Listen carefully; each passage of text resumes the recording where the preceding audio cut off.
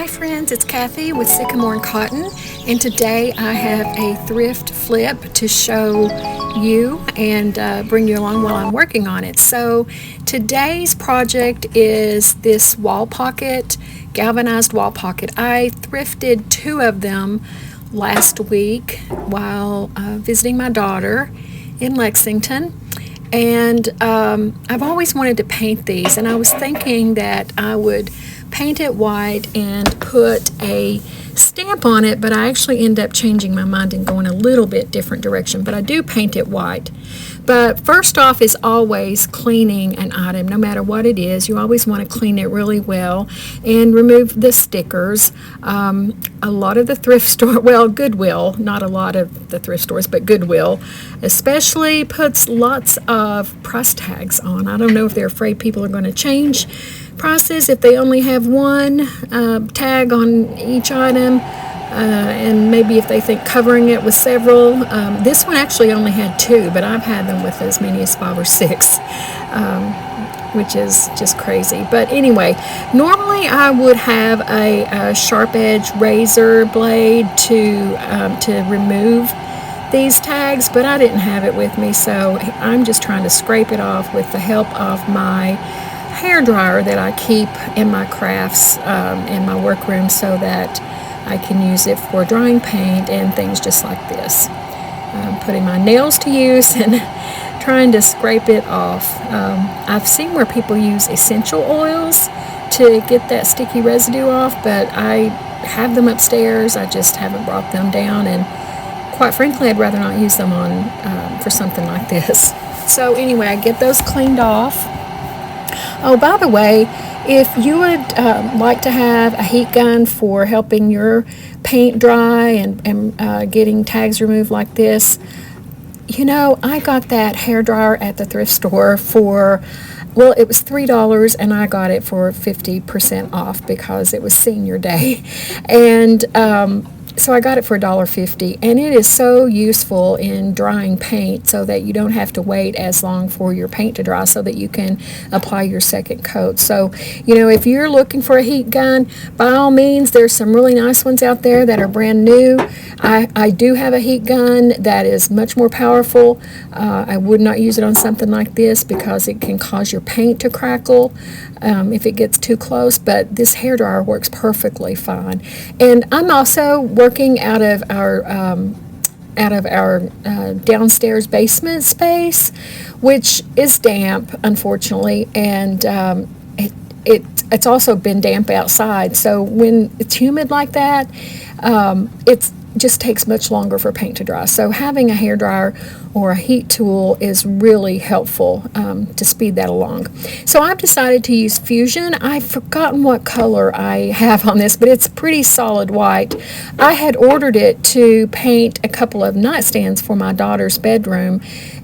She just purchased a new home and wanted an update to her furniture. So she asked for white, and so I ordered this Fusion white. I think Fusion is a great paint for painting furniture because it adheres so well. There's very little prepping involved, and the best thing for me is that it has its top coat built in, so you don't have to put an acrylic sealer on top of your finished product your furniture piece when you're finished painting it.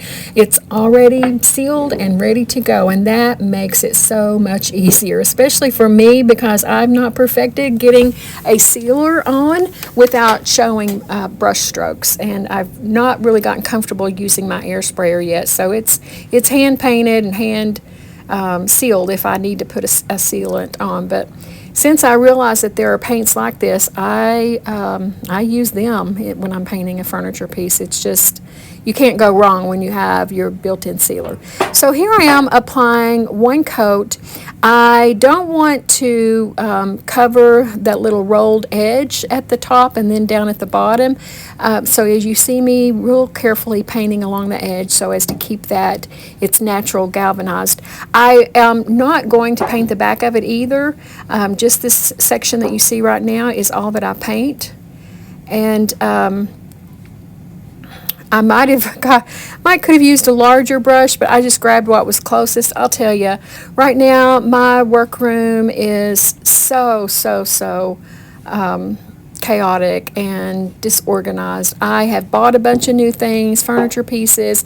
I have been dedicating my time to going up to my daughter's home to help her out at her new place. And I just, with other obligations, and I've got so much going on, so I haven't taken the time to clean. I've just been bringing more things in and piling things up.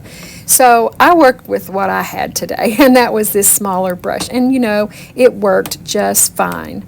So I applied 2 coats, brushing the paint on, as you see here.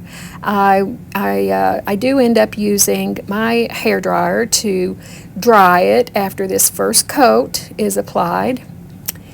And I don't like, being able to see. And I found with Fusion, it usually always takes at least 2, if not 3 coats. Now, that's not a bad thing, because that means that your paint's going on in lighter coats, which means you have fewer brush strokes and it just looks better. But for this project, what I decided to do, and I don't actually have it videoed here, but after I got the second coat on and decided I wanted to put yet a third, I dabbed it on. I dabbed it on with a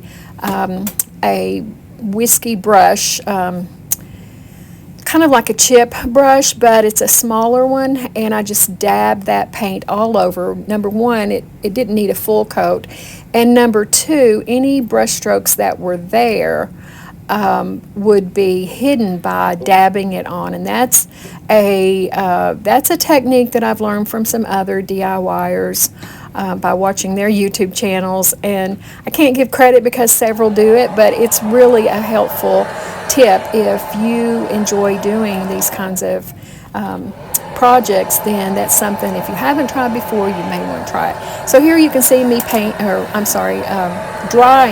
Here you see me drying that first coat, and then I'll move on to the second.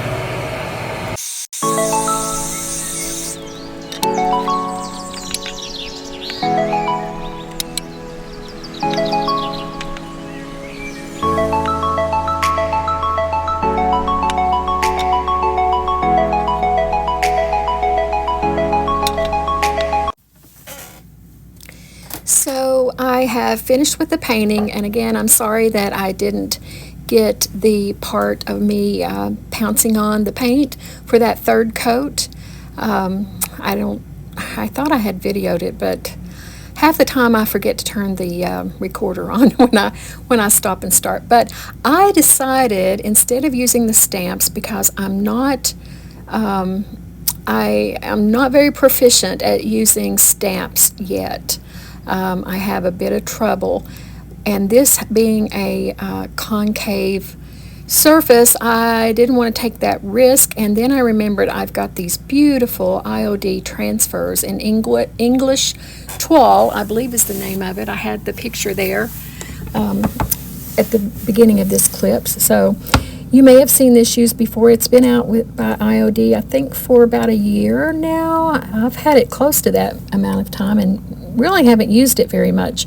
But so I decide to use that. Now, it comes in full sheets. I think there are 8 sheets in the package. And you can apply, if I had used if this had been a flat surface, I could have just taken the whole sheet, placed it on that flat surface, and just removed the transfer, or applied the transfer rather, to the project. But this being concave, again, you can't just apply it and it stay straight all the way around. So if I'd done that, it would have ended up being around closer on the sides. It would have ended up going wonky, looking for less choice of a better word. So what I did was I cut the images out that I wanted to use, and then started applying them individually. And doing that also allows you to choose the ones that you like best, because if in using the whole sheet, the way that it would have fit on the item, it may have highlighted one of the specific images in this print that maybe you don't like as well. Like I prefer the ones with the dog, with the lamb, with the house and the trees. I like the one with the woman, but I tend to prefer the others. And so if I had just placed the sheet down and taken it from the center, or centered it on there and taken it as it came on the sheet, it would have been front and center the woman. And I do use that piece in this, but I didn't want it right front and center. So anyway, it takes a little while to get these all applied because I'm having to look through the transfer sheet and cut out what I decide to use, and then applying it, and then finding something to fit in the next space. And so it did take a little while to get it all applied, but actually I think that the time was worth it. It might have taken maybe 30 minutes, so not a long time, but if I'd only been applying one whole sheet, it would have gone quicker. But it's well worth the time to just cut the things out as you like them, and then apply them one by one. And you can see there the woman here is on the horse. I do like that one with the horse, but there's the woman and the man, and they're more at the side. Well, they are at the side. So I like to work with the door open, and it was really too hot. I should have just kept the door shut because it's been very humid. We're here at the beginning of fall in southeastern Kentucky, and it is just like a summer day. The temperature's not getting as high into the 90s or even close to 100 like it does during the heat of summer, but it's in the 80s and high 80s, and the humidity is so high. It's like you can cut the humidity with a knife, and that is miserable, believe me. I don't like that part at all.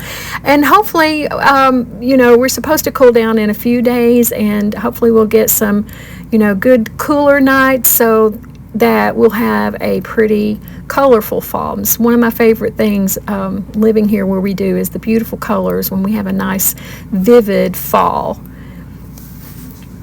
So if you are not familiar with me, or if you are familiar, you know that I'm from southeastern Kentucky, and I live in the town of Middlesboro, which is the most southeastern point in Kentucky. And our little town butts right up to the corner of Southwest Virginia and East Tennessee. So I can be in either of those states in 5 minutes from our home. So we're a tri-state region here, and very close to Tennessee. We have the Cumberland Gap National Park, which is just such an asset for this area. If you have not been this way before, maybe think about traveling to this part of Kentucky or this part of the country to visit our beautiful tri-state region. But anyway, back to I'm working downstairs. Our basement is it's open in the front. So thank goodness you can walk right out and have the door right there. I just love the fresh air. I love hearing the birds, and I love the view of all the beautiful trees that we're surrounded by. We actually are just up above a 4-lane highway, but we're sitting up on top of this hill above it, and no one actually can even see our home because we're surrounded by trees. We hear the traffic sometimes, but you tune it out. And this property where we built our home is actually, my grandparents, my dad, me, my children, and my grandson. He doesn't live here, but he's actually the 5th generation for this property. I mean, as I said, he doesn't live here, but we did raise our kids here. My father was raised on this property, and I spent a lot of time playing on it when I was a kid, visiting my dad's relatives. So the property itself is very meaningful and precious to me. But anyway, so as you can see, it's coming along, but it is taking a little bit of time. I'm going to speed the video up so we can move right along. Hold on.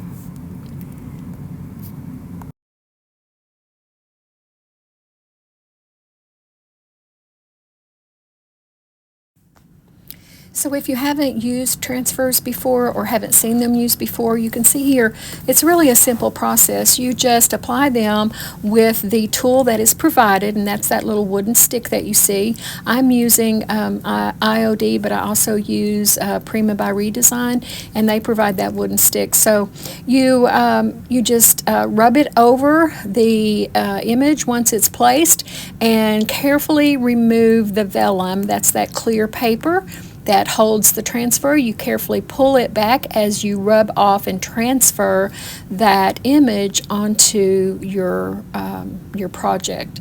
So really simple to use, very forgiving. If you happen to pull the vellum off and haven't completely secured the transfer, you can place it back down, rub it some more, and then apply it to where it should have been to start with. And you can also use your nails. I use my nails a lot to get it started on the corners, or on the edges rather, and that's very helpful as well. But any tool, credit card or any kind of hard edge, is going to be probably useful in applying the transfers, but they do come with the tool that's required. And here you see me putting the smaller images, filling in some of the white spaces with some of the smaller images. So I got the larger images on, and it left some, white spaces that needed a little bit of attention. So I cut and transferred and cut and transferred until I got it just where I wanted it. So I'm pretty happy with how it turned out. I haven't decided yet what I'm going to fill it with. I will probably sell it in the shop just as it is, but in displaying it, I'll definitely add some kind of florals to it. What would you suggest? What kind of floral? A greenery or something for fall? Let me know down in the comments what you would use this wall pocket for and how you would fill it, if you decide to fill it with anything at all. So I'm finished with the transfers, and now I'm just applying a clear wax by Waverly. It's not necessary to wax the paint. As you'll recall, it has a sealant in it, but you do have to apply a top coat or something to protect your transfer. So I used clear wax. I hope you liked today's project. I'll post pics on my Facebook and Instagram accounts when I have it staged and ready for photos. Thank you so much for watching today. If you liked this video, please like and subscribe if you haven't already, and follow along on my Facebook and Instagram accounts. I would really appreciate that. And if you share this link on your social media, you can really help me grow my channel, which I also would really appreciate. Thanks again, and I'll see you in the next video.